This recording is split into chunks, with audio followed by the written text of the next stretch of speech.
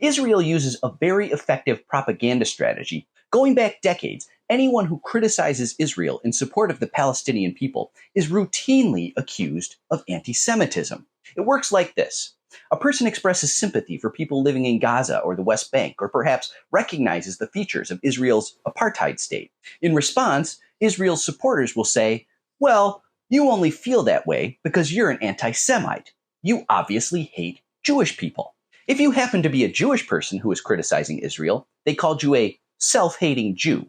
This has been a remarkably effective strategy to silence Israel's critics, going way back, right up until now, when people are suddenly dismissing this false dichotomy. From one day to the next, it seems, this attack has lost its potency.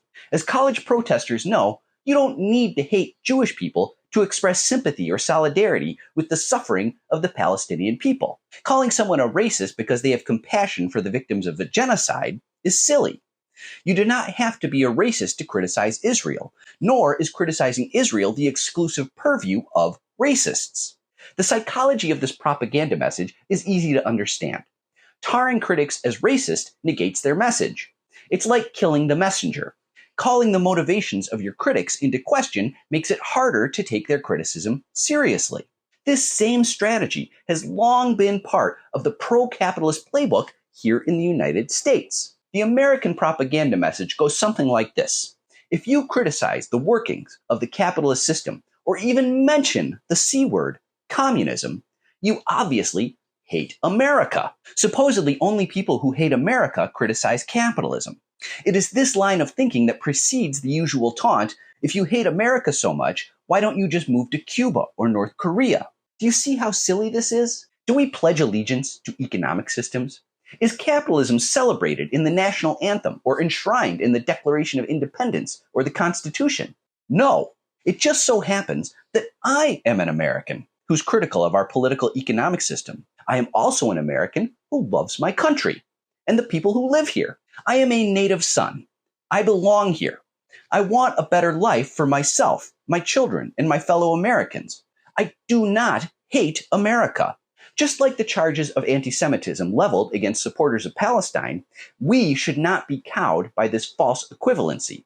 A person is not an anti-Semite because they stand against genocide in Gaza. Likewise, a person does not need to hate America to feel dissatisfaction with our current status quo. America prioritizes the needs of the rich over everyone else, but you certainly don't need to accept that to be a patriot. You don't need to hate America to want something better.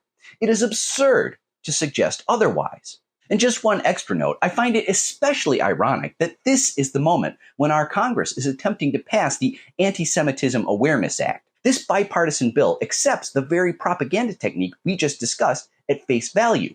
A view that essentially says criticizing Israel is anti-Semitism. This bill is nakedly designed to make colleges and universities take steps to suppress pro-Palestinian protests or face retribution. Don't ever say that protests don't work, because right now, our ruling class is running scared.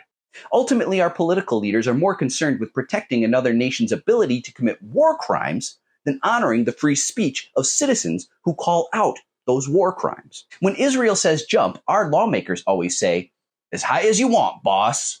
Take some time this summer and register to vote against Congress members who play lapdog to the Israel lobby. Please give a like, follow, favorite, repost, and sign up for my free Substack where you can get more detail in every post. Let's make them pay.